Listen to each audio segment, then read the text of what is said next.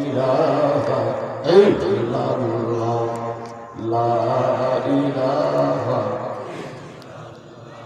যার দিলে আছে আমার আল্লাহর ভয় কার ভয় যার মনে আছে আল্লাহর ভয় আল্লাহ আল্লাহ সব সময় আহার নিদের ভালো লাগে না এই দুনিয়া ভালো লাগে না ভালো লাগে শুধু আল্লাহ চলে না ইলাহা ইল্লাল্লাহ লা ইলাহা ইল্লাল্লাহ লা ইলাহা ইল্লাল্লাহ লা ইলাহা ইল্লাল্লাহ লা ইলাহা ইল্লাল্লাহ লা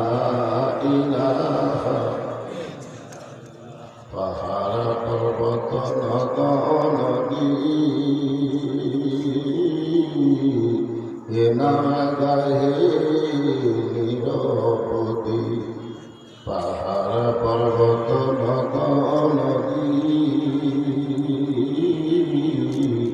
এনা গায়ে নিরবধি আমার আল্লাহ নামের এতই মধু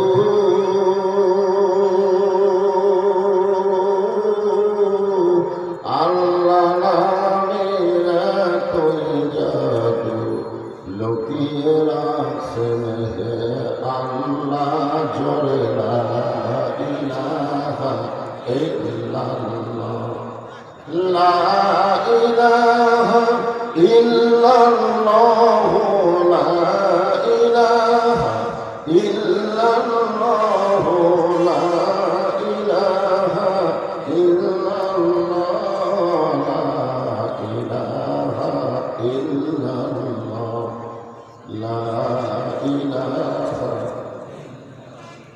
লা ইলাহা ইল্লাল্লাহ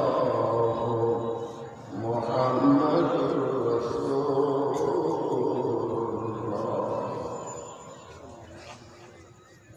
যুব সমাজের উদ্যোগে দ্বিতীয়তম বার্ষিক তাফসীর কোরআনের ওয়াজ মাহফিল হাটনগর ময়দানে আজকের এই মাহফিল আল্লাহ তাআলা যিনাকে সম্মানিত সভাপতির আসনে কবুল করেছেন জনাব মোহাম্মদ আব্দুল হাকিম, সম্মানিত সভাপতি জনাব মোহাম্মদ রুহুল আমিন, আজকের এই মাহফিলের সম্মানিত সভাপতি দলকে অন্তরের অন্তঃস্থল থেকে আমি শুভেচ্ছা জ্ঞাপন করছি। আজকের এই মাহফিলের সম্মানিত প্রধান অতিথি জনাব আলহাজ মোহাম্মদ আজহার আলী মন্ডল, উপজেলা পরিষদের সম্মানিত চেয়ারম্যান, সম্মানিত বিশেষ অতিথিবৃন্দ, সকলকে অন্তরের অন্তঃস্থল থেকে আমি শুভেচ্ছা জ্ঞাপন করছি। আজকের এই মাহফিলের সম্মানিত ওলামায়ে কেরাম, আপনাদের মাঝে মাঝে যে সমস্ত আলেম ওলামা বসে আছেন, ইতিপূর্বে যেনারা মঞ্চে আলোচনা করেছেন, আলেম ওলামা সহ আজকের এই মাহফিলের বক্তাগণকে অন্তরের অন্তঃস্থল থেকে আমি শুভেচ্ছা গ্রহণ করছি। এই মুহূর্তে আমার সামনে যারা বসে আছে, দিনের বেলায় নানা ধরনের কাজ কাম করে শরীরটা ক্লান্ত হয়ে গেছে, এরপরেও আল্লাহ তাআলা আপনাদেরকে আজকে মাহফিলে উপস্থিত হওয়ার তৌফিক দান করেছে। আমি আমার অন্তরের অন্তঃস্থল থেকে আপনাদেরকে শুভেচ্ছা জ্ঞাপন করছি। সম্মানিত মা বোনেরা, পর্দার অন্তরালে বসে বসে যারা আলোচনা শুনতেছেন তাদেরকেও শ্রদ্ধা জ্ঞাপন করে এই মুহূর্তে জানতে চাচ্ছি আপনারা সকলে কেমন আছেন? আলহামদুলিল্লাহ রাব্বিল আলামিন। যে আল্লাহ শারীরিক সুস্থতা দান করে মানসিক প্রশান্তি লাভের জন্য আজকের এই কোরআন কারিমের মাহফিলে কবুল করলেন, আমরা সে আল্লাহর উপর খুশি না বেজার? তাহলে জবান করে সমস্বরে সকলে বলবো রব্বানা লাকাল হামদ হামদান কাসীরান তাইয়িবান মুবারাকান ফীহি। আমরা প্রশংসা করলাম কার? কেন করলাম? এমনি আল্লাহর প্রশংসা করার পিছনে এক নম্বর কারণ হলো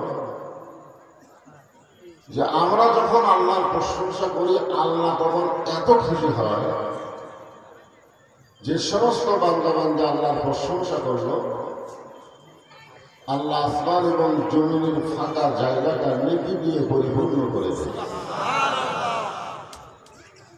এই যে আপনারা সুবহানাল্লাহ শব্দটা উচ্চারণ করলেন, এই সুবহানাল্লাহ বলার সঙ্গে সঙ্গে আপনি বসে আছেন হাটনগর মাহফিলে, আর আপনার নামে আল্লাহ জান্নাতের বাগানে একটা গাছ রোপণ করেছে। যতবার সুবহানাল্লাহ বলবেন ততবার একটা করে গাছ হবে। সেই গাছ বাংলাদেশের ইউক্যালিপটাসের গাছ না, সেই গাছটা হলো এমন একটা ফলবান বৃক্ষের গাছ যার ছায়া অতিক্রম করতে একটা তাজা ঘোড়া দৌড় দিলে 500 বছর লাগবে। এই কথা শোনার পরেও যারা সুবহানাল্লাহ বললেন আপনারা কি ঠকলেন না? দিতে ঠকলেন না? বিশ্বাসে মিলাই বস্তু তর্ক বহুত।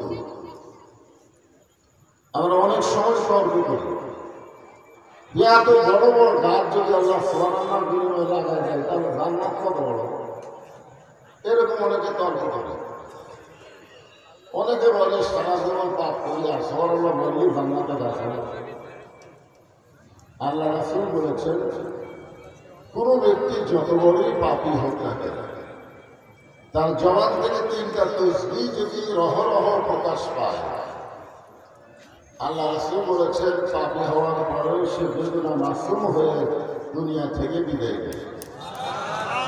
3টা তাসবিহ, বললাম কয়টা? একটা হলো সুবহানাল্লাহ, একটা হলো আলহামদুলিল্লাহ, আর একটা হলো আল্লাহু আকবার। আপনারা বলেন যে আমরা যত বড়ই পাপী হবে আমাদের পাপের চাইতে আল্লাহর দয়া কম না বেশি? তো আল্লাহ যদি আমাদেরকে মাফ করে জান্নাত দেয় আমাদের কোনো আপত্তি আছে না। এই জন্য সুবহানাল্লাহ বলতে কোনোদিন ক্ষমতা করা যাবে।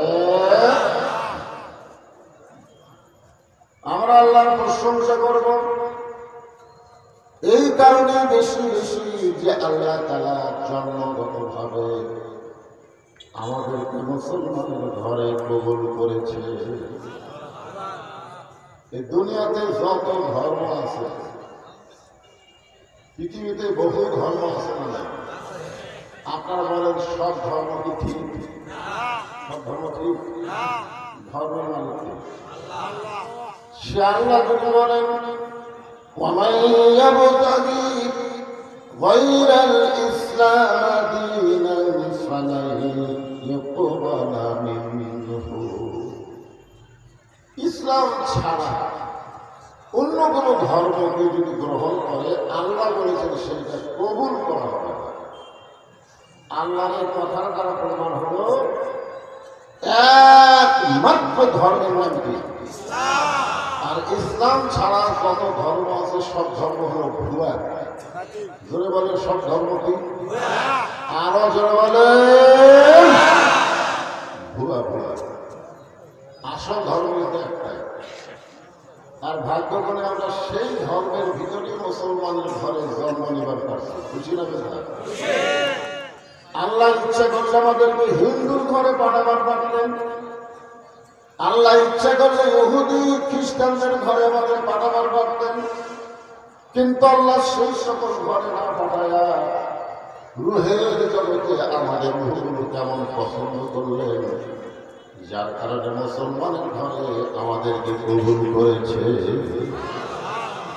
এখান থেকে প্রমাণ হলো দুনিয়াতে না, রুহের জগতে আল্লাহ আমাদেরকে পছন্দ করেছে। ধরে কোন ঠিক কিনা? আর যার কারণে আমরা মুসলমানের ঘরে কবুল হয়েছি। আল্লাহর প্রশংসা করার কারণ হলো আল্লাহ শুধু মুসলমানের ঘরে আমাদেরকে কবুল করে নাই, আল্লাহ আমাদেরকে বিশ্ব নবীর উম্মত হিসেবে কবুল করেছে। আপনারা বলেন তো, বিশ্ব নবীর উম্মত হওয়ার পার নাই, তাদের নাম কি? আল্লাহ রাসূল বলেছেন, তুমি যত পাপী হবে, তুমি যদি সারা জীবন পাপ করো আর মরার সময় যদি ঈমান নিয়ে করতে পারো, আমি রাসূল ওয়াদা করতেছি তোমাকে ওকালতি করে বারিশটারি করে আল্লাহর কাছে তোমার কাছে জেরা করে তোমাকে জান্নাতে পৌঁছাই দেব। এত বড় সুযোগ আল্লাহ আমাদেরকে দান করেছেন বিশ্ব নবীর উম্মত হওয়ার কারণে। খুশি হবে না? তাহলে জবান করে আরেকবার বলি আলহামদুলিল্লাহ। আল্লাহর প্রশংসা করার কারণ হল আপনারা যে কোরআন থেকে তাফসীর শুনবেন, যে কোরআন থেকে আপনারা আলোচনা শুনবেন, এই কোরআনকে আল্লাহ তাআলা আমাদের জন্য হেদায়েত স্বরূপ দান করেছে। হেদায়েত মানে কি? হেদায়েত মানে বলুন, হেদায়েত মানে জীবন ব্যবস্থা। আপনারা বলেন এই কোরআনের মধ্যে সব কিছু আছে না নাই? এই জন্য কোরআনের প্রথমে আল্লাহ বললেন, যালিকাল কিতাবু লা রাইবা ফীহি হুদাল লিল মুত্তাকিন। সবাই বলেন আয়াত কম না, এই মুত্তাকিন বলার ক্ষেত্রে ওয়াজ আছে, এগুলো সবাই বলেন যালিকাল কিতাবু লা রাইবা ফীহি হুদাল লিল মুত্তাকিন। আল্লাহ যদি বলতো হুদাল্লিন নাস, কিন্তু আল্লাহ হুদাল্লিন নাস না বলে মুত্তাকিন বলার পিছনে কারণ হলো আবু জেহেল কোরআন শুনেছে কিন্তু কোরআনকে গ্রহণ করে না। আজ আমাদের বাংলাদেশে অনেকে আবু জেহেল গোষ্ঠী ঘন্টার পর ঘন্টা কোরআন শোনে কিন্তু কোরআনকে গ্রহণ করে না। ঠিক কিনা বলেন? আপনারা বলেন তো, শুধুমাত্র কোরআন শোনার জন্য আল্লাহকে এই দুনিয়াতে কোরআন পাঠাইছেন? কোরআন শুধু শুনলে হবে না, কোরআনকে বাস্তব জীবনে গ্রহণ করা লাগবে। আবু জেহেল কোরআন শুনেছে, আপনারা তো আমার সামনে বসে কোরআন শুনতেছেন। আবু জেহেলের সামনে বসে কোনদিন কোরআন শোনার সাহস হয় না। নবী যখন রাতের বেলা কোরআন পড়তেন, আবু জেহেল সুরের মতন চুপি চুপি ঘরের বাহির থেকে কোরআন শরীফ শুনতেন, আর সকালবেলায় সে কোরআনের পক্ষে রেজাল্ট দিতেন। এত সুন্দর কোরআনের বাণী, রাতটা কোন দিক থেকে গেল আমি বুঝবারই পারিনি। সোনাল্লাহ আপনারা বলেন তো, আবু জেহেল কথা কি খারাপ হয়েছে? খারাপ হয়েছে? এত সুন্দর কোরআনের বাণী, রাতটা কোন দিক থেকে গেল আমি বুঝবারই পারিনি।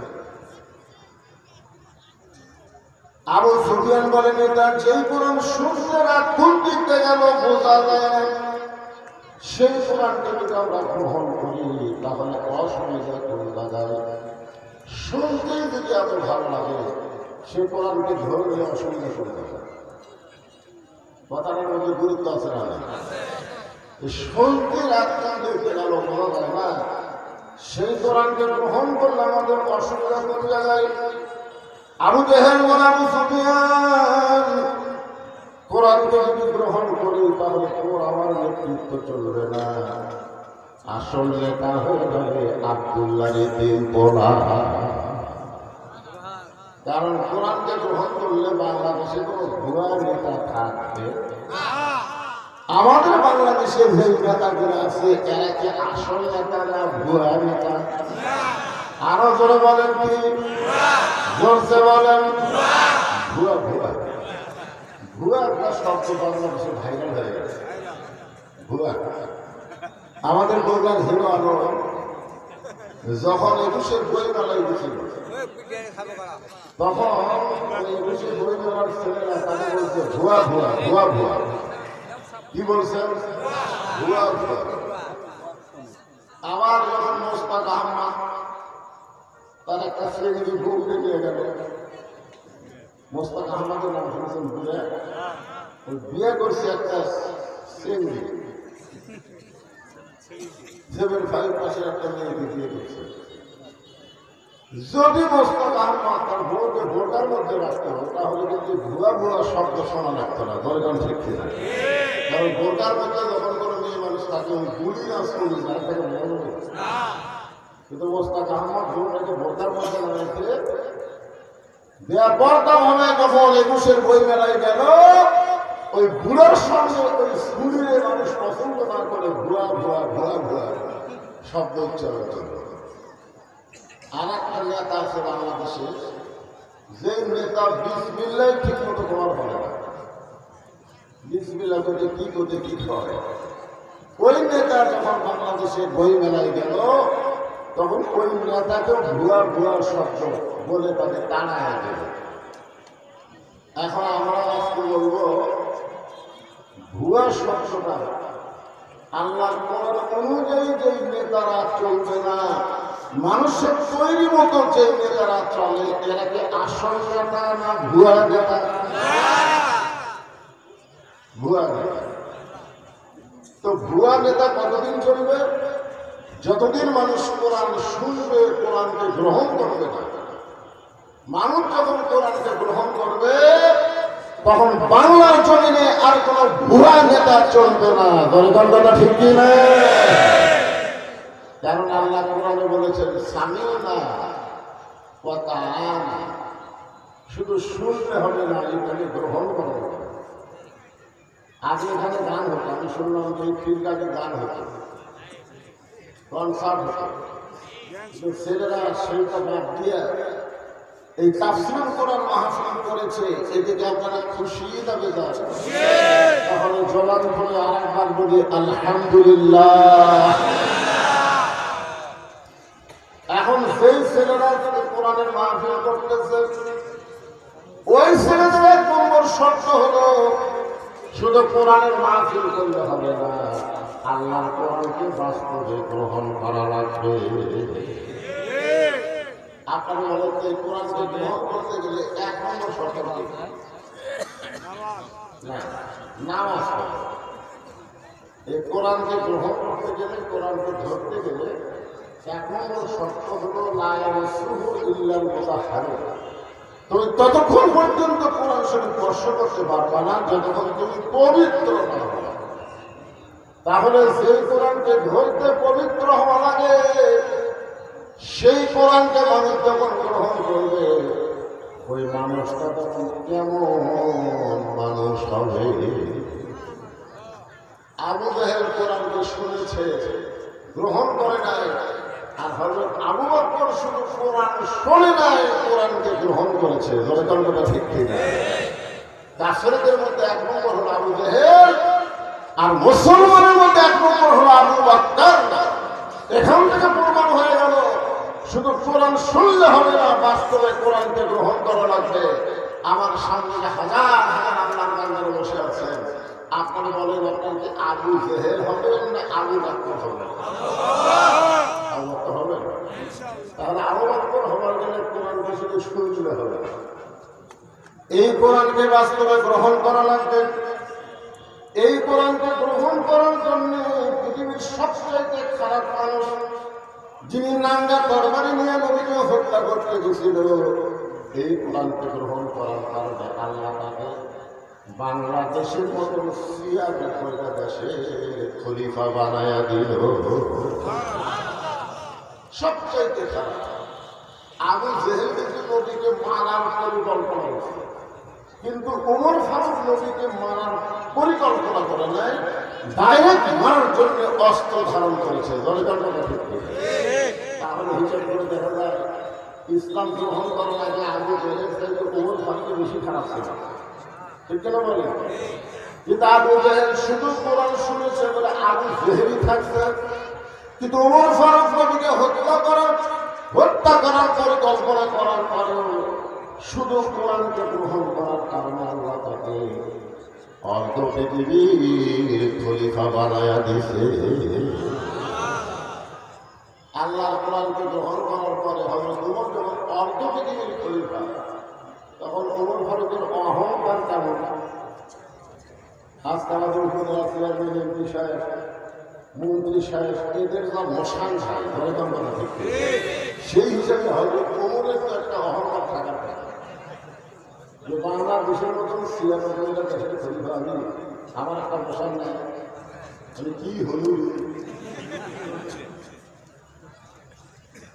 আল্লাহর কোরআনকে গ্রহণ করার কারণে হযরত ওমরের চরিত্রটা এমন হলো যে জুমার দিনে তিনি খুতবা দিচ্ছেন হাজার হাজার সাহাবীদের সামনে।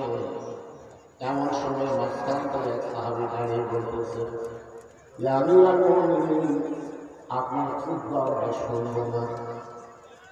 যে বলছে আপনার খুতবা শুনব না, ওমর ফারুক দ্বিতীয় কোনো কথা বলে নাই, চোখের পানি বের করে বলতে হয় আমার খুতবা না শোনার পেছনে কারণ কি। এখনকার কোনো এমপি যদি মঞ্চে ভাষণ দেওয়ার আসে আর কোনো লোকের দাঁড়িয়ে বলে এমপি সাহেব আপনার ভাষণ আমরা শুনবো না, কারণ ভোটের আগে আপনি সেইভাবে মানুষের কাছে আসেন, ভোটের উপরে আর আপনার সোপা দেখা পায় না। এরকম কথা যদি কেউ হয়, আপনি বলেন যে এমপি কিছু বলার আগে এমপি চান্সটাও এক্সারসাইজ করবে, ধরে ঠিক না। আর ওমর ফারুককে যখন বলতেছে আপনার খুতবা আমরা শুনব না, ওমর ফারুক চোখের পানি বের করে বললেন আমার অপরাধ কি? বলে আপনার অপরাধ হলো আমাদেরকে খাটো পাঞ্জাবি দিয়ে আপনি লম্বা যুদ্ধ করে খুতবা দিচ্ছেন, আমাদেরকে খাটো পাঞ্জাবি দিয়ে আপনি লম্বা যুদ্ধ করে খুতবা দেবেন। যতক্ষণ লম্বা যুদ্ধের কাহিনী না বলবেন ততক্ষণ আমরা আপনার খুতবা শুনব না। বাংলাদেশের টাকা দিয়ে কেনাডা পাঠানো আছে নাকি? বাংলাদেশের টাকা দিয়ে কেনাডা করছে, কেনাডা বেগুন পাঠা আছে, দরদর কি পাড়া। আমাদের বাংলাদেশে অনেক সম্পদ, অনেক নেতা বিদেশে পাঠায় দিছে, আর হযরত ওমর কোন সম্পদ পাচার করে না। এখানে জিনিসটা লম্বা আছে, তাকেও বলতেছে ভাষণ বন্ধ, আগে বলে লম্বা যুদ্ধ হওয়ার কারণ কি। ওমর ফারুক যখন ছোট বাচ্চার মতন কান্দে, এমন সময় আব্দুল্লাহ ইবনে ওমর ৬ লক্ষ হাদিসের হাফেজ, ৩০ পারা কোরআনের হাফেজ, বলে গেল সুবহানাল্লাহ। ওমর ফারুকের সন্তানের যোগ্যতা কি? ৬ লক্ষ হাদিসের হাফেজ, ৩০ পারা কোরআনের হাফেজ। তাহলে এত বড় নেতার সন্তান কোন লাইনে লেখাপড়া করছে? এই কথা কথা কোন লাইনে বলছে? আর আমাদের নেতার ছেলেরা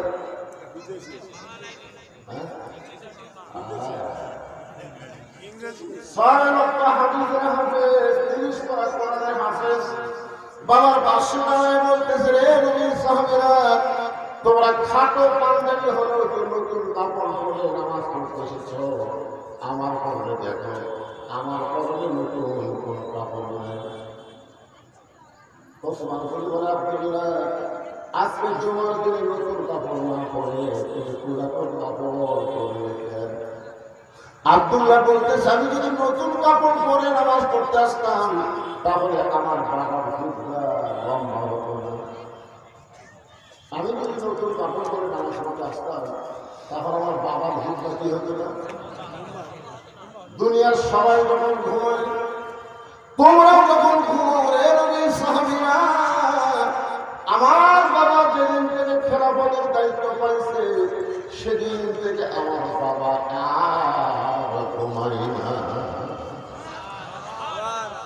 যখন এমপি বানানো হয়, মন্ত্রী বানানো হয়, তখন সে জনগণের খাদেম হয়। তার ঘুমানোর কোনো সময় থাকবে না, জনগণের খেদমত করার টেনশনে। জোরে কথা ঠিক কিনা? আব্দুল্লাহ বলতেছে, একদিন গভীর রাত্রে চেতন পাইয়া আমি দেখলাম আমার মা দরজার পাশে দাঁড়িয়ে আছে। আমি মাকে বললাম, মা আপনি দরজার পাশে দাঁড়িয়ে আসছেন, আপনি ঘুমাবেন না? আমার মা বলে, আব্দুল্লাহ তোর বাবা বাড়ি থেকে বের হয়ে গেছে, তোর বাবা বাড়ি থেকে বের হয়ে গেছে মানুষের দুঃখ কষ্ট দেখার জন্য। তোর বাবা যতক্ষণ বাড়িতে না আসবে আমি তোর মা ততক্ষণ ঘুমাতে পারবো না। রাতের বেলা মানুষের দুঃখ কষ্ট দেখে অল্প বিক্রি করে, হঠাৎ দেখতে পাই মরুভূমির মধ্যে কে যেন তাঁবু টাঙাইছে। তাঁবুর মধ্যে দুইটা বাচ্চা মা মা বলে কাঁদতেছে, আর মা বলতেছে, দোস্ত সিদ্ধ হলেই তোমাদেরকে খাবার দিব। ওমর ফারুক চলতে গেলেন, মদিনার জমিতে তাঁবু টাঙাইছে। এটা কোন মহিলা? আর বাচ্চা গুলা খাবার জন্য চাঁদে এখন পর্যন্ত মা গোস্ত সিদ্ধ হয় না। দোম্বার গোস্ত হলে বড় বড় 1 ঘন্টা লাগবে, উটের গোস্ত হলে বড় বড় 1 ঘন্টা লাগবে। এত গভীর রাত হয়ে গেল, এখন পর্যন্ত সিদ্ধ হয় না। ওমর ফারুক তাঁবুর নিকটে গিয়ে লোকমা দিয়ে বললেন, মা তুমি কেমন মা? তোমার পরিবার কি দয়া নাই? তোমার সন্তানগুলো ক্ষুধার জ্বালায় কাঁদবে, আর এখন পর্যন্ত তোমার গোস্ত সিদ্ধ হয় না। মেয়েটা বলে, প্রতিকে বর্তমানে যে বিপদে পড়েছি আমার আল্লাহ আমার শুনলেন না। মানে একটু বিরক্ত হয়ে গেছে, বর্তমানে আমি যে পজিশনে পড়েছি আমার আল্লাহ আমার খোঁজ নেয় না। ওমর ফারুক বলে, মা তুমি কি বলতে চাও? মেয়েটা বলতেছে, আমার বাড়ি হলো ইয়ামিন দেশে। আমি গতকাল বিকাল বেলা ওমর ফারুকের দরবারে যাবার চাইছিলাম, কিন্তু এত মানুষের ভিড় আমি ওমরের দরবারে যাবার পারি নাই। আমি মনে মনে সিদ্ধান্ত নিয়েছি, আজকে রাত ওমরকে কাটাইয়া দিয়ে আগামীকাল সকালবেলায় ওমরের দরবারে যাব। কিন্তু আমার 2টা সন্তানের পেটে এত খিদা লাগছে, ওরা খালি বারবার খাওয়ার জন্য কান্দে। আমি ওদের সান্ত্বনা দেওয়ার জন্য পাখির মধ্যে পানি আর পাথর দিয়ে নিচে আগুন লাগাইয়া বলতেছি, গোস্ত সিদ্ধ হলে তোমাদের খাবার দেব। আমি মনে করেছিলাম এই গোস্ত সিদ্ধ হওয়ার কথা শুনে এক সময় আমার 2টা সন্তান ঘুমায় যাবে, কিন্তু এদের পেটে এত ক্ষুধা ওরা ঘুমাবার পারতেছে না। আমার মনে হয় আজকে রাত আমার সন্তান 2টা ক্ষুধার জ্বালায় বাঁচবে। সঙ্গে সঙ্গে হয়তো তোমার বললেন, মা আর কষ্ট করো না, একটু ধৈর্য ধারণ করো। মাকে একটু ধৈর্য ধারণ করার কথা মনে অর্থবিধি করি পাগলের মতন বাইতুল মালের দরকার শেখাচ্ছিলেন। আসমান তাড়াতাড়ি খাবার 1 বস্তা আমার মাথায় উঠে দেয়। আসমান বলতেছি, আমি হলাম চাকর, তাড়াতাড়ি হলেন করিবা। কোথায় বস্তা দিয়ে দেওয়া লাগবে আমার বলে, আমি মাথায় নিয়ে যাব। ওমর ফারুক আসলাম রে, একজনের পাপের উপর আর একজনকে মাথায় দেবে না, দে তাড়াতাড়ি বস্তা আমার মাথায় উঠে দে। আসলাম কি করবে? ওমর ফারুকের মাথায় যখন খাবার বস্তা উঠে দেয়, ওমর ফারুক এত জোরে দৌড় মারে, পিছন দিক থেকে আসলাম চিল্লায় বলে, আমি এত জোরে দৌড় মারলে আপনি পড়ে গেলে আপনার কষ্ট হবে। ওমর কান্দার আসলাম যে সময় মতো যদি জাগা মতো যাবার লাগবে, তাহলে জাহান নামের আগুনকে আল্লাহ ওমর ঘুরাইয়া দিবে। এক দৌড়ে তারপর কাছে গিয়ে বললেন, মা বস্তার মধ্যে খাবার আছে, রুটির হালুয়া তৈরি করো। মা রুটি হালুয়া তৈরি করে ওই ওমর ফারুকের হাতে যখন দেয়, ওমর ফারুক 2টা সন্তানকে 2 টুকরা করে দিলেন। রুটি হালুয়া যখন মুখে দেয়, 2 বাচ্চা ওমর ফারুকের চেহারা দেখে তাকায় থাকে। বাবা মারা গেছে, বাবার কোনদিন থাকে। আর তুমি সন্তান তোমার এত দরদ পাইছিল, তুমি কে? তোমার পরিচয় কি? ওমর ফারুক হাত করে বলতেছে, আল্লাহ এ অধমকে জাহান্নামের আগুন থেকে তুমি বাঁচায়া দাও। মা বলতেছে, দম্পতি জাহান্নামের আগুন থেকে বাঁচার জন্য তুমি কেন কাঁদতেছো? আমি জানি মানুষ ভালো, কিন্তু জীবনে ভালো মানুষকে আমি চোখে দেখি নাই। আজকে একজন ভালো মানুষকে দেখলাম। উমরকে যদি আল্লাহ মদিনার খলিফা না বানায়, তোমার যদি মদিনার খলিফা দিত, তাহলে আল্লাহর মদিনা দুনিয়ার জান্নাত হয়ে যেত। আব্দুল্লাহ বলে, সাহাবীরা রে, আমার বাবার লম্বা সূত্র দেখে তোমরা মুখ দিয়ে খুঁজবা বন্ধ করেছ। আমার কর্ণে তাকায় দেখো, আমার কর্ণে লম্বা, আমার কর্ণে নতুন কোনো কাপড় নাই। আমি আব্দুল্লাহ যখন ঘুমাইয়াছিলাম, আমার বাবা টুকি টুকি আমার দরজায় দিয়ে ডাকতেছে, আব্দুল্লাহ, আব্দুল্লাহ, আব্দুল্লাহ। আমি আব্দুল্লাহ চলে গিয়ে দরজা খুলে দেখলাম বাবার হাতে নতুন একটা কাপড়। আমি খুশি হয়ে বললাম, নেতার বেটা হয়ে আর লাভ আছে, নেতার বেটা হয়ে কি আছে? লাভ আছে। বাইতুল মাল থেকে একটা কাপড় আমাকে দেওয়া হয়েছে, আর গভীর রাতে আর একটা কাপড় আপনি আমাকে দিয়ে রয়েছে। নেতার বেটা না, আরাম খাইছে, পরিকল্পি খাইছে। নেতার বেটা হয়ে লাভ আছে, বাইতুল মাল থেকে আমার এক টুকরা কাপড় দিছে, আবার গভীর রাতে আমাকে আর একটা দিয়ে রয়েছে।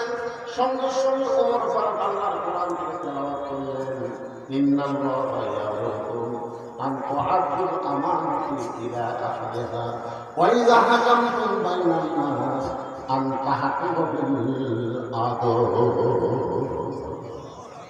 সবাই আল্লাহু আকবার বলবেন। বাংলাদেশে কিন্তু বড় বড় দল আছে, আল্লাহু আকবার বলা যায় না। ওদের মিছিলে বহু স্লোগান আছে, কেউ যদি ভুল করে আল্লাহ আকবার হয়, ধার দিয়ে বাইরে আমাদের দলে তো আল্লাহ আকবার হয়, আল্লাহ আকবার তা আপনাদের সেই দল মানুষের হয় আল্লাহ আকবার করতে কোরআনের তেলাওয়াত শুনলে আল্লাহ বলেছেন, আল্লাহ তার ঈমান বাড়ায় দেয়। আর ঈমান বাড়ানোর লক্ষণ হলো চুপ করে থাকে না, বাতিলের বিরুদ্ধে তকবীর দেওয়া। বলে বলেন কথা ঠিক করে। আপনি জানেন মুসলমানের সবচেয়ে বড় শক্তি হলো তকবীর। সবচেয়ে বড় শক্তির নাম তকবীর। তকবীর দিলে আল্লাহ খুশি হয়, শয়তান বাতাস থাকতে থাকতে পালায়। এতগুলো মানুষ একটা গলা থাকার দেখে তকবীরের দেখি আল্লাহ যাই তকবীর দিবে না, মরার আগে তারপর জবান বন্ধ হয়ে যাবে। লিল্লাহি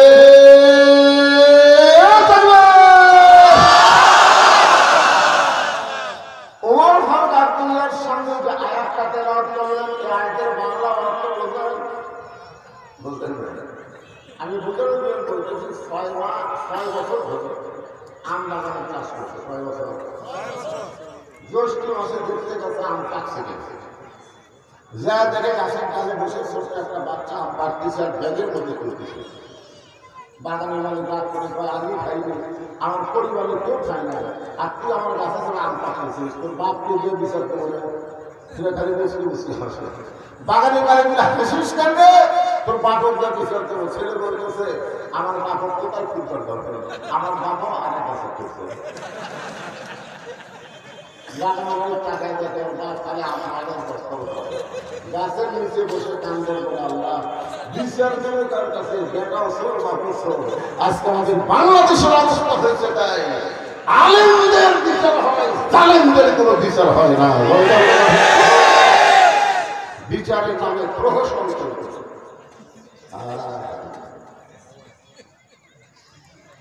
কোনো দোষ নাই, বাংলা করে লাগে আরো কোটে হাজির হবে, মনে হয় বাগান করছে, মানুষ করছে। একটু মনোযোগের সঙ্গে ওমর ফারুক বলেন, আব্দুল্লাহ, এই জামাটা আমার ভাগে পড়ছে বাজার, এই জামা পরে আমি আগামীকাল খুঁজবা কেমন দিব? এত ছোট জামাই কি খুঁজবা দেওয়া যায়? তোর কাপড় আমাকে দান করে দে, তোর কাপড় আমার কাপড় একত্র করে আমি একটা লম্বা খুঁজবা বলে খুঁজবে দিবার চাই। আব্দুল্লাহ বলতেছে, গভীর রাত্রে আমার কাপড়টুকু আমার বাবাকে দান করার পর আমার কাপড় আর বাবার কাপড় একত্র করে বাবার লম্বা খুঁজবা বলে খুঁজবা দেয়। এখন বলো শোনা যায় কিনা যায়? সমস্ত মুসলমান চিল্লায় বলতেছে আল্লাহর কোরআনকে গ্রহণ করলে আর কোরআন অনুযায়ী যদি রাষ্ট্র চলে এমন নেতাই জনগণ দেখতার পায়। আজকে আমাদের বাংলাদেশে আল্লাহর কোরআন খালি ওয়াজের মধ্যে আছে, সমাজের মধ্যে কোরআন না থাকার কারণে আজকে আমরা ভালো নেতা চোখে দেখতে পাচ্ছি না। আপনারা কি মনে করছেন এই কোরআনকে খালি শোনার জন্য? আল্লাহ বলেছেন সাবিলা হযরত ওমর আল্লাহর কোরআনকে গ্রহণ করার পরে তিনি কেমন একজন মহামানব হলেন, তার জীবনের সামান্য একটা অংশ আপনাদের শোনান। ছদ্মবেশে বলিরা বলি করতেছেন, হঠাৎ হঠাৎ দেখতে পায় দুই পাহাড়ের মাঝখানে একটা গিরিপথ।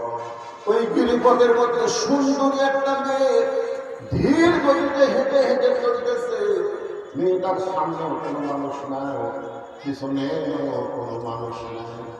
ওমর ফারুক বললেন, আল্লাহ তোমার দুনিয়াতে এত সুন্দরী একটা মেয়ে। ওমর ফারুক বললেন, আল্লাহ তোমার দুনিয়ায় এত সুন্দরী একটা মেয়ে।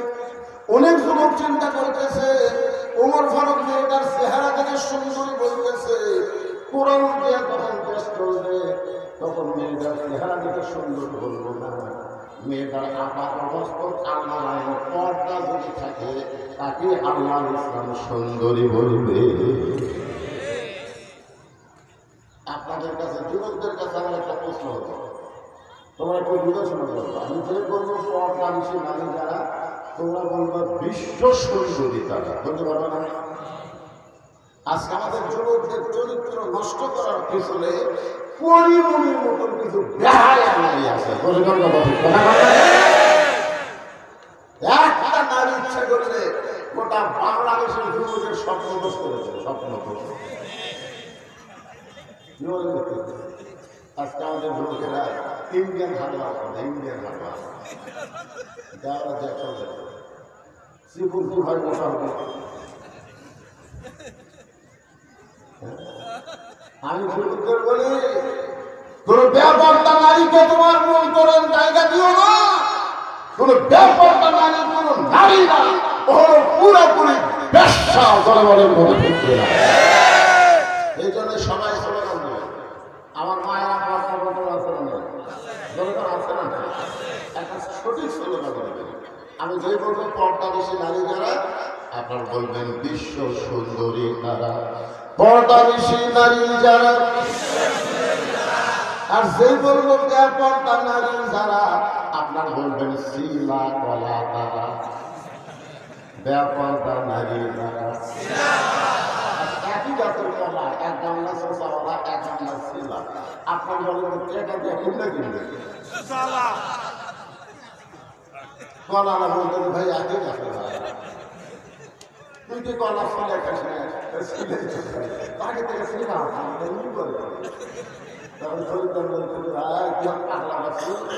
আমি খাওয়ার আগে কাছে ধুলা খাসে, মশা খাসে, মাছি খাসে, এটা কি আর খাওয়ার উপযুক্ত আছে? ব্যাপারটা নারী তারা, ব্রয়লার মুরগি তারা। বলেন কথা ঠিক কিনা? সমাজের মধ্যে সবচাইতে খারাপ হলো ব্যাপারটা নারী, আমাদের যুবকদের চরিত্র নষ্ট হয়েছে। ওমর ফারুক যে মেয়েটাকে দেখলেন পর্দা বেশি সুন্দরী, মেয়েটার নিকটে গিয়ে বললেন, মা এই দুই পাহাড়ের মাঝখানে তুমি ঘুরতেছো একা একা, তোমার সামনে কোনো মানুষ নাই, পিছনে কোনো মানুষ নাই, তোমার অন্তরে তো ভয় ভয় লাগতেছে না? সঙ্গে সঙ্গে মেয়েটা বলে, কঠি তুমি কি হযরত ওমরকে চেনো? মেয়ে কাকে বলতেছে? হযরত ওমরকে বলতেছে, পথিক তুমি কি হযরত ওমরকে চিনো? যেদিন ওমর আল্লাহ আইন দিয়ে রাষ্ট্র চালায়, সেদিন থেকে পৃথিবীর এক প্রান্ত থেকে আর একটা প্রান্তে একটা মহিলা যাবে, ওই মহিলার কলিজায় কেবলমাত্র একমাত্র ভয় থাকবে তার। ইন্নামাল মুমিনুনা আল্লাযীনা ইযা যুকিরাল্লাহু ওয়াজিলাত কুলুবুহুম ওয়া ইযা তুলিয়াত আলাইহিম আয়াতুহু زادهم إيمانا وعلى ربهم يتوكلون সেদিন ষোড়শী নির্জন পথে যাবে, কোনো জন কটু কথা কবে না। পথে আর প্রান্তরে সম্পদের মোহে পড়ে খুন আর হাসানি হবে না। সবাই বলেন যদি মেনে চলি কোরআন, সবার করে বলেন যদি মেনে চলি কোরআন আর রাসূলের বিধান, সকলেই শান্তিতে থাকবে বাংলার আকাশে, কলেমা পতাকা যেদিন দুলবে। মোবাইল মারতেছে ভাই, এতে ঘুষবার গেলে অনেক করা যায়।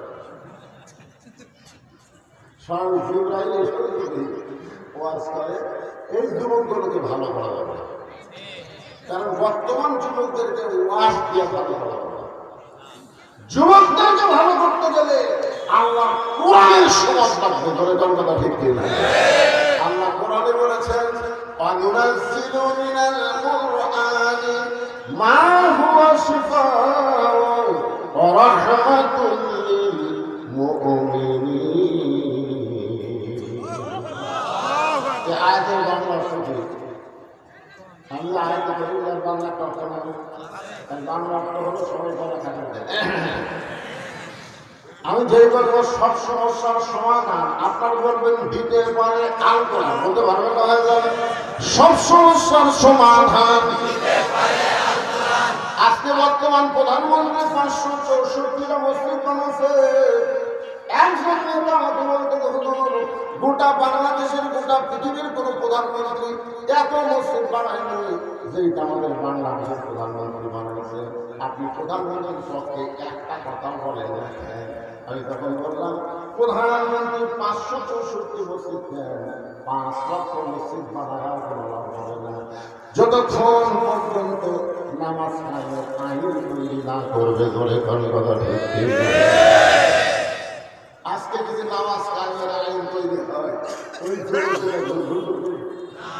ভুল করবি, কারণ একমাত্র নামাজই পারে একমাত্র নামাজই পারে মানুষকে যাবতীয় খারাপি থেকে বাঁচায় দিতে। আমাদের যুবকেরা যদি 5 ওয়াক্ত নামাজ পড়ে, ও জীবনে আর্জেন্টিনার পতাকা টাঙ্গাবে না, ও জীবনে ব্রাজিলের পতাকা টাঙ্গাবে না, ও কোনোদিন দরজা জানলা বন্ধ করে খারাপ ভিডিও দেখবে না। আর ইমান বলতে কেউ না দেখলেও আমাকে আল্লাহ দেখতেছে। আজকে নামাজ কায়েমের আইন মসজিদ বানাচ্ছে, সবাই খালি যায় আর দেখি মডেল মসজিদ, মসজিদ দেখার একটু মনোযোগের কথা বলার শুনবেন। ওনার সব বলতেছেন না, এই নির্জন পথে তুমি ধীর গতিতে চলতেছো, তোমার চলার সাইজ দেখে আমার মনে হয় তোমার মধ্যে কোনো দুঃখ কাজ করতেছে। মেয়েটা বলছে বুঝি আমি আসলে একজন দুঃখী নারী। 6 দিন হলে হযরত ওমরকে আমি খুঁজতেছি। জোরে বলেন কয়দিন? 6 দিন হলে হযরত ওমরকে আমি খুঁজতেছি। ওমর ফারুক বলে মা তুমি কি পাগল হয়েছো নাকি? ওমর হল অর্থনীতির পরিবার। ওমরকে যদি খুঁজবার চাও তাহলে বঙ্গভবনে যাও, রাষ্ট্রীয় ভবনে যাও, গণভবনে যাও, সংসদ ভবনে যাও। এইগুলো ভবনে না যায় তুমি 2 পাহাড়ের রাস্তায় ওমরকে খুঁজতেছো। ওমরকে হুকুম বানাচ্ছি। মেয়েটা মানে পথে করে তুমি জানো না আল্লাহর কোরআন যখন রাষ্ট্র চলবে তখন নেতা কোথা লাগবে না, নেতারাই দুঃখী মানুষকে খুঁজে বেড়াবে। আপনারা বলেন তো এই কোরআন দিয়ে যখন বাংলাদেশ চলবে তখন নেতা কোথা লাগবে? নেতারাই দুঃখী মানুষকে খুঁজবে। আর আমাদের বাংলাদেশের নেতারা ভোটের আগে খুঁজে, ভোট দেওয়ার খোঁজে না। আমার নেতা রাস্তা দিয়ে গাড়ি নিয়ে যাচ্ছে, যাওয়ার সময় থেকে ক্ষতি আসতেছে, তো ড্রাইভারকে বলতেছে ব্রেক করে।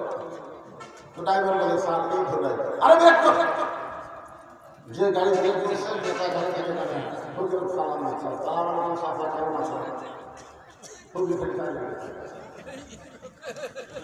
মেয়েটা বলে কি দেখে বলে তুমি কাকে সালাম দেওয়া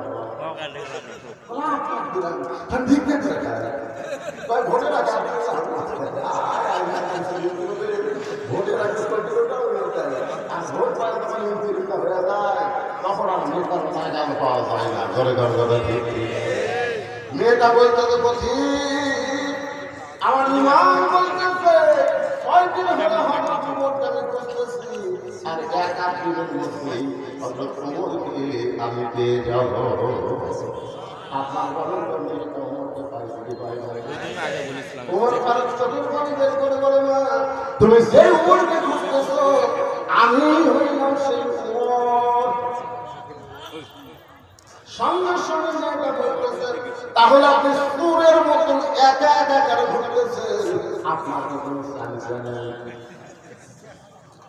আপনি বাংলাদেশের মতো কয়টা দেশ কথা বলা 96টা দেশের রাষ্ট্রপতি আর আপনি একা রাষ্ট্রের মধ্যে ঘুরতেছেন আপনার র্যাব নাই আপনার পুলিশ নাই আপনার চান্স নেই আজকে আমাদের নেতারা যখন ধরে দেখবেন আগে পুলিশের গাড়ি পিছনে পুলিশের গাড়ি পুলিশ মনে হয় ফলো করেন না পুলিশেরও নেতা আপনি আত্মবির খলিফা হইলে একা একা ঘুরতেছেন আপনার কি কোনো চান্স নেই আপনার অন্তরে কোনো ভয় ডর নাই আপনাকে কেউ যদি হত্যা করে ওমর ফারুক বললেন ওয়ালা রাব্বিহি ইয়াতাওয়াক্কালু আমার চান্স লাগবে না আমার ভয়ডর লাগবে না আমার আল্লাহ আমার হেফাজত করবে ওর ফারুক বললেন না এখন বলো তোমার দুঃখ কি কি দুঃখ তুমি 6 দিন হলো আমাকে খুঁজতেছ একটু মনোযোগ দাও আপনাদের শোনা লাগবে মেয়েটা বলতেছে এই মুহূর্তে আমার জীবনের সবচাইতে বড় দুঃখ হলো 6 বছর বয়সে ঈমান গ্রহণ করেছি শুধু ঈমান গ্রহণ করার অপরাধে 12 বছর আমাকে জেলখানায় বন্দি জীবন কাটাতে হয়েছে আপনারা বলেন তো মেয়েটার অপরাধ কি চুরি করছে আমি হামিদের অপরাধ কি মামুনুল হকের অপরাধ কি আল্লামা সাইদ হুজুরের অপরাধ কি এই বাংলা মুসলমান পতাকা লাগালেন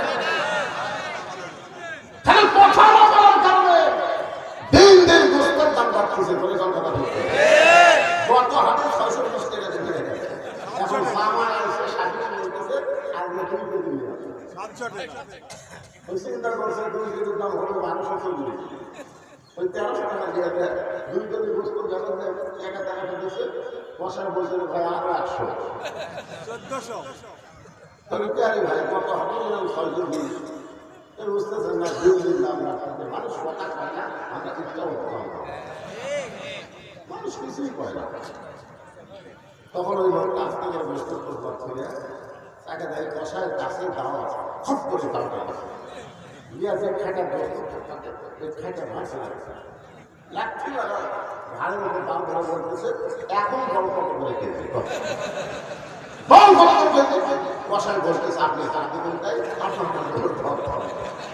আমার বলা গেল অন্যায়ের বিরুদ্ধে মাঝে মধ্যে ঘাড়ের উপরে দাম ধরা দরকার আছে চুরি করে নিয়ে যাচ্ছে আমি বলতেছি ধৈর্য শুনতে শুনে আল্লাহ আছে চোরের সাথে মারামারি করে কি হবি ভাই বুঝলি আমার গোটা বাংলাদেশ চুরি করে সব পাচার হয়ে গেল আর বাংলার জনগণ কোনো কথা বলে না বলে কথা কোরআনের মাঝে এসে যদি আপনার ঈমান না জানেন না তো কোন জায়গায় গিয়ে রাখবেন কথা বলার দরকার আছে না নাই একটু মনোযোগটার সঙ্গে মেয়েটা বলতেছেন আমার জীবনের সবচেয়ে বড় দুঃখ হলো আমি 6 বছর বয়সে ঈমান গ্রহণ করছি এটা হচ্ছে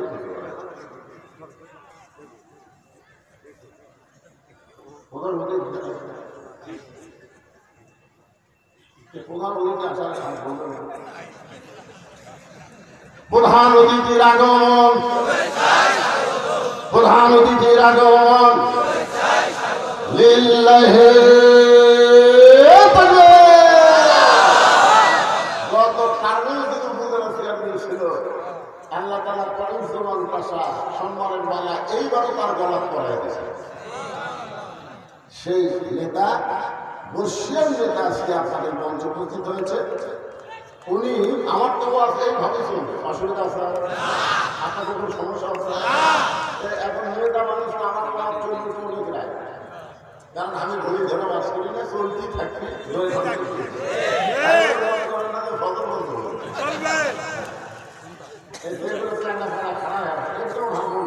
বসিস না কেন তোরা কি পেশাব করে পানি নেই কেন?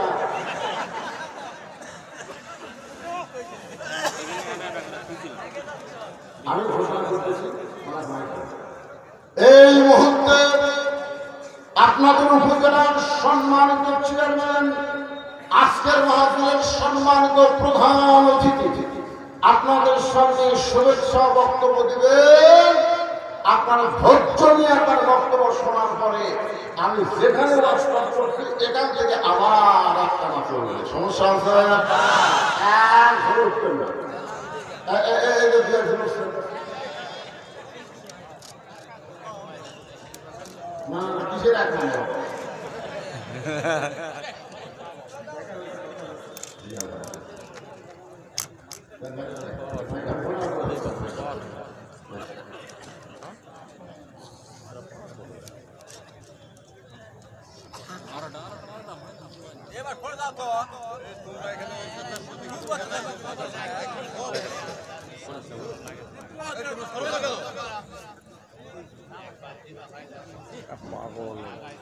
কিসের এখন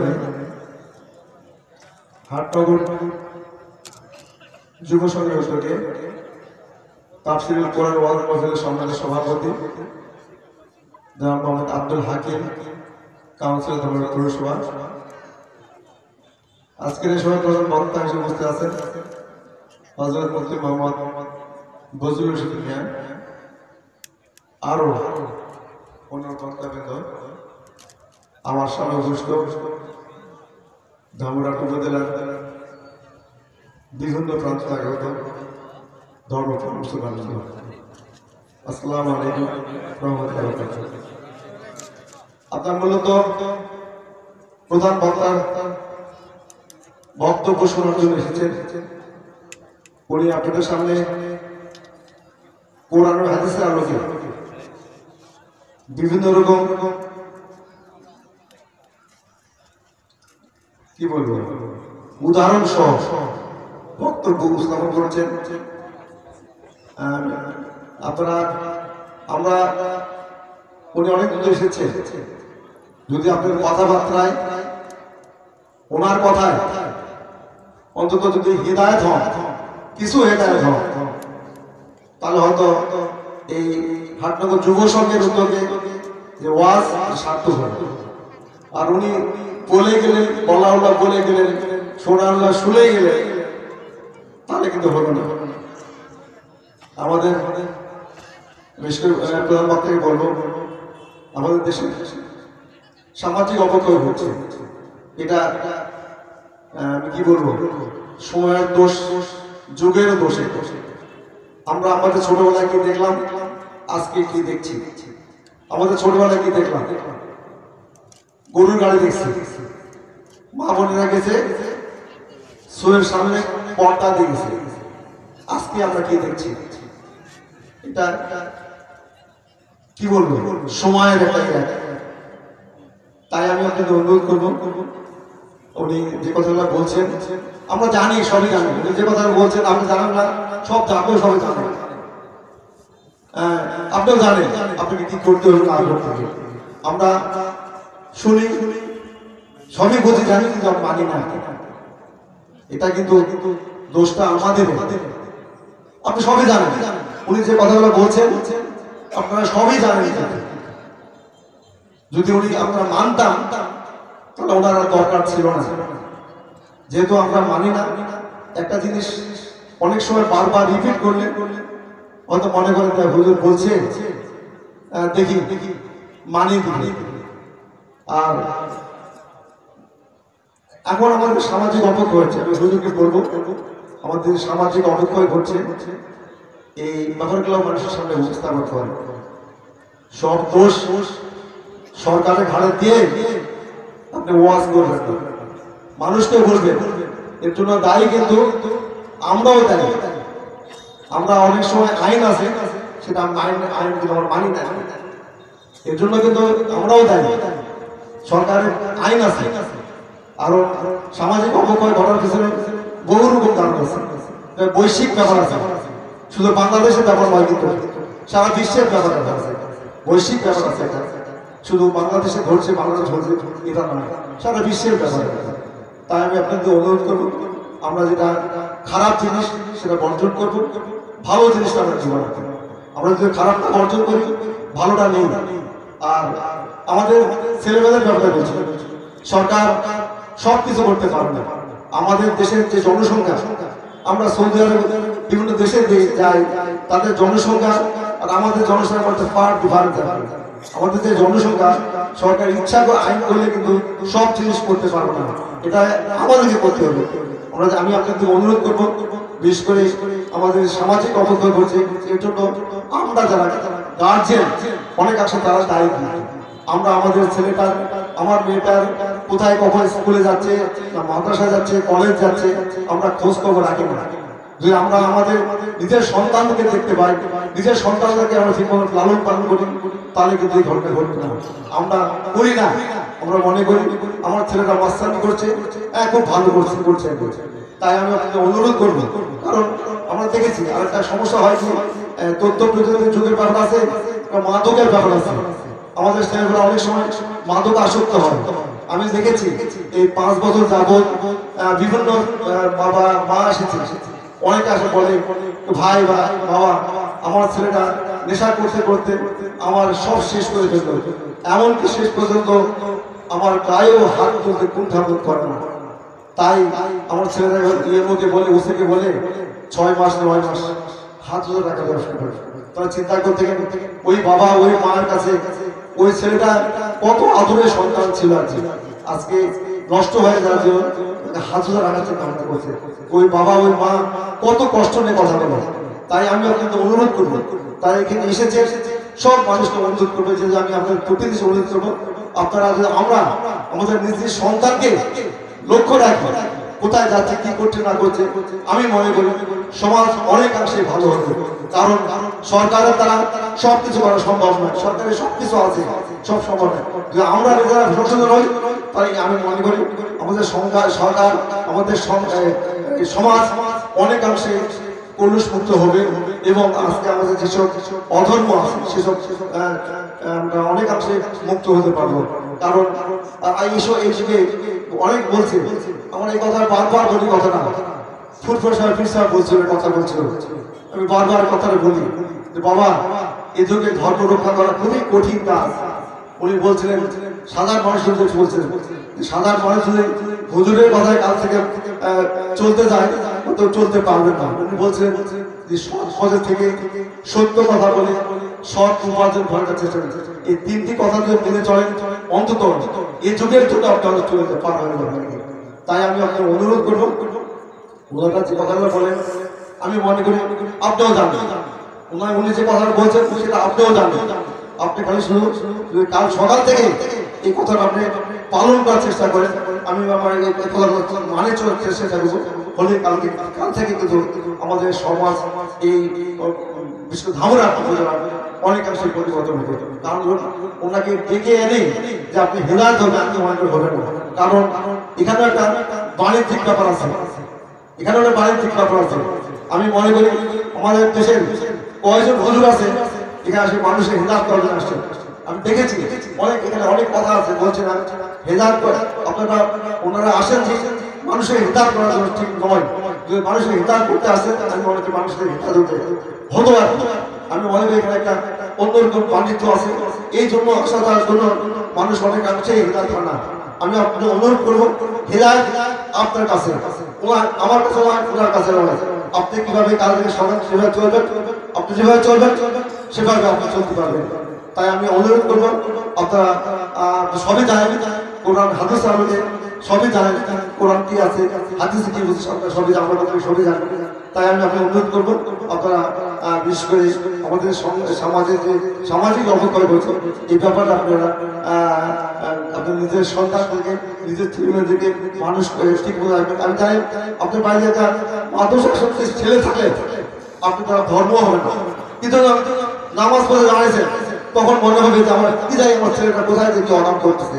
তাই আমরা ধর্মকর্ম হয়, তাই আমরা অনুরোধ করবো আপনারা সবার নিজের সন্তানকে আমরা লক্ষ্য রাখি, ইনশাল্লাহ আমাদের সন্তান, আমাদের সমাজ অনেক সুন্দর হবে। আমি আপনাদের প্রতিনিধি হিসেবে বিগত 5 বছর আগে আপনারা আমাকে ভোট নির্বাচন করেছেন, আবারও আপনারা আমাকে পুনরায় নির্বাচন করেছেন। এই জন্য আমি আমার পক্ষ থেকে সবাইকে ধন্যবাদ জানাই। আমি আপনাকে শেষ করছি। আসসালামু আলাইকুম। সবাই তো জিজ্ঞেস করলেন ফাঁকা জায়গাটা আপনার পুরো করে বসেন তো, এই যে ফাঁকা হলো না ফাঁকা জায়গাটা, আল্লাহ একটু পুরো করে আসেন। সবাই সামনে দিকে আসেন ভাই, উঠে আসেন। আপনি উঠে সামনে বসেন, 1 বছরে কোনো বেদি আপনার ধরবে না, দেহ একটু লড়ান চড়ান। লা ইলাহা ইল্লাল্লাহ, লা ইলাহা ইল্লাল্লাহ, লা ইলাহা ইল্লাল্লাহ, লা ইলাহা ইল্লাল্লাহ, লা ইলাহা ইল্লাল্লাহ, মুহাম্মাদুর রাসূলুল্লাহ। সকলে বলি সাল্লাল্লাহু আলাইহি ওয়াসাল্লাম। সম্মানিত উপজেলা চেয়ারম্যান সাহেব অত্যন্ত গুরুত্বপূর্ণ আলোচনা করেছেন যে সমাজের অবক্ষয়ের কথা বলেছেন। এখনকার ছেলেরা অনেকে মাদক আসক্ত হয়ে গেছেন। আমি বলতেছি ছেলেরা মদ খায়, জিনা খায়, যা করে, কিন্তু ওই ছেলেকে যদি নামাজি বানানো যায়, ধরে কারণ কি বানানো যায়, কথা আমার না, কথা আল্লাহ। আল্লাহ বলেছেন ইন্নাস সালাতা তানহানিল ফাহশাই ওয়াল মুনকার। একমাত্র নামাজই পারে মানুষকে যাবতীয় অশ্লীলতা, খারাপি থেকে বাঁচায় দিতে। বলেন সুবহানাল্লাহ। এই জন্যই তো রাসূল বলেছেন 7 বছর থেকে নামাজের তালিম দেয়, 6 বছর থেকে, আর 10 বছর থেকে জোর করে নামাজ ধরা। যদি আমাদের পরিবারের পক্ষ থেকে 7 বছর থেকে নামাজের তালিম দেওয়া হতো, আর 10 বছর থেকে জোর করে যদি নামাজ ধরা না হতো, ওই ছেলে কোনোদিন মদ ধরতো না। বলে কোন কথা ঠিক? আর একটা কথা, চেয়ারম্যান সাহেব অত্যন্ত গুরুত্বপূর্ণ কথা বলেছেন যে এখানে তো মানুষ হেদায়েত হবে না, কারণ বক্তারাও আসে বাণিজ্যিকভাবে, বাণিজ্যিক। আপনার শোনেন, সূরা ইয়াসিনে আল্লাহ পাক বলেছেন ওমাই ইয়াত্তাবিউ আল্লাহ আলুকুম আজরাও ওয়া হুম মুহতাদুন। আল্লাহ বলেছেন হেদায়েতের বাণী প্রচার করে কেউ যদি উজরত তালাশ করে সে নিজেই হেদায়েত না।